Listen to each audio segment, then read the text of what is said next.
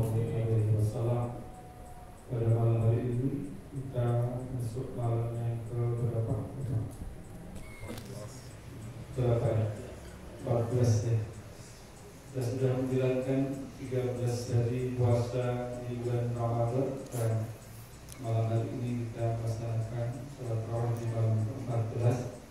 Kita berdoa kepada Allah Subhanahu wa taala semoga ibadah yang sudah kita lakukan, yang sedang kita lakukan, dan yang telah kita lakukan mendapatkan ridho pahala dari Allah Subhanahu wa taala.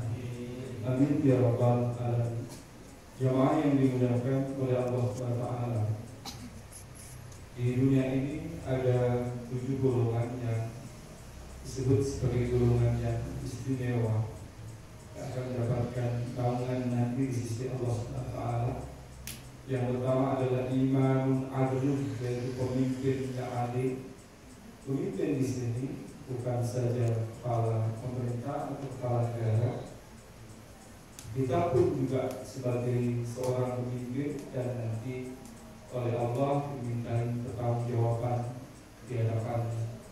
Bagaimana cara kita memimpin, yaitu diri kita sendiri, baik itu tangan kita, lisan kita, kaki kita, itu semuanya akan dimintai pertanggungjawaban di hadapan Allah Subhanahu wa taala.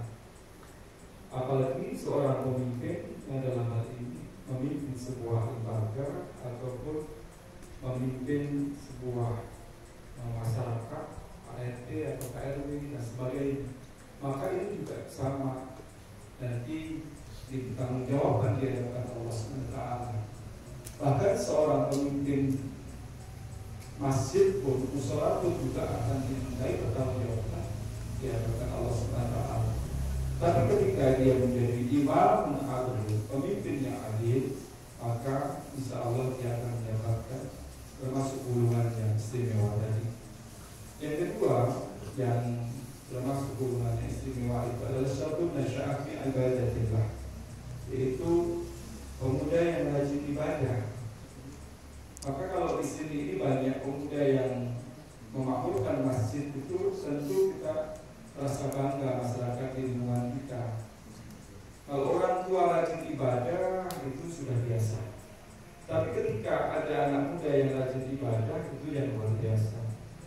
Maka banggalah ketika anak-anak kita masih mau memakmurkan masjid, masih senang dengan musholanya, senang dengan tempat ibadah, itu adalah luar biasa.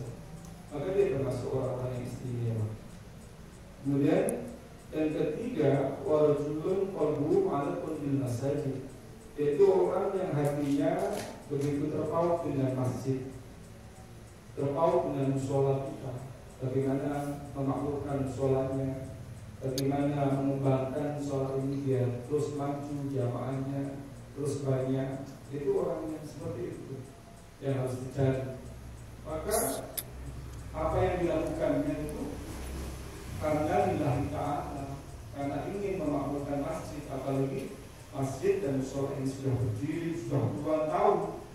Apa yang harus dikembangkan dalam hal ini, itu yang harus dilakukan. Sesuatu yang sudah bagus maka harus dipertahankan, dan kemudian ke depannya harus lebih baik lagi, lebih bagus lagi. Maka apabila sholat kita, masjid kita ini ternyata pemakmurannya lebih sama dengan yang lalu, berarti ada kerugian. Apalagi lebih jelek dengan yang lalu, itu sungguh sangat celaka. Maka bagaimana orang-orang yang memakmurkan masjid ini adalah orang-orang yang memang terpilih dari Allah SWT.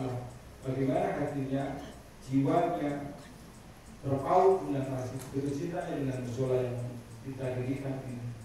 Kemudian jamaah yang dimuliakan oleh Allah SWT, golongan yang keempat yang mendapatkan naungan di sisi Allah, yaitu 2 orang yang berteman dan karena Allah SWT. 2 orang yang bertemu dan berpisah karena Allah SWT.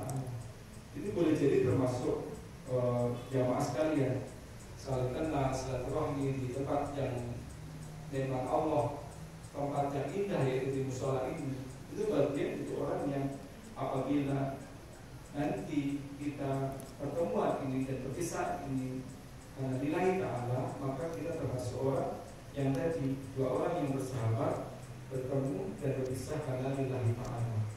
Jamaah yang dimuliakan oleh Allah SWT, yang kelima yang mendapatkan naungan di sisi Allah nanti adalah seseorang yang diajak berlaku maksiat, tidak ada orang yang tahu, hanya dia dengan Tuhan yang tahu, tapi dia mengatakan ini apapun Allah, sebenarnya aku itu takut kepada Allah.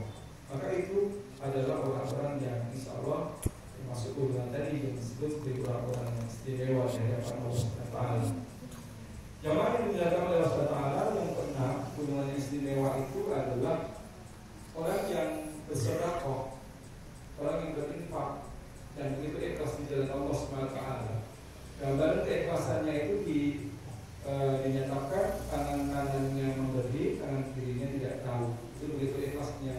Maka kalau pada malam hari ini jamaah sekalian ini pas kesempatan di bulan Ramadan dan memperbanyak sedekah karena Allah, maka itu adalah satu hal yang benar.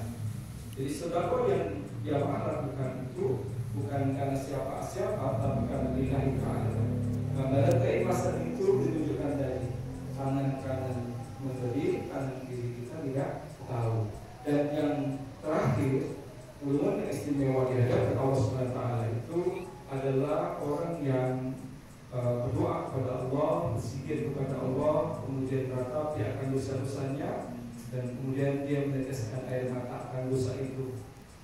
Berarti inilah yang dinyatakan bahwa 10 malam kedua ini adalah bagaimana kita mencari maghfirah Allah, bagaimana kita untuk mendapatkan ampunan dari Allah SWT.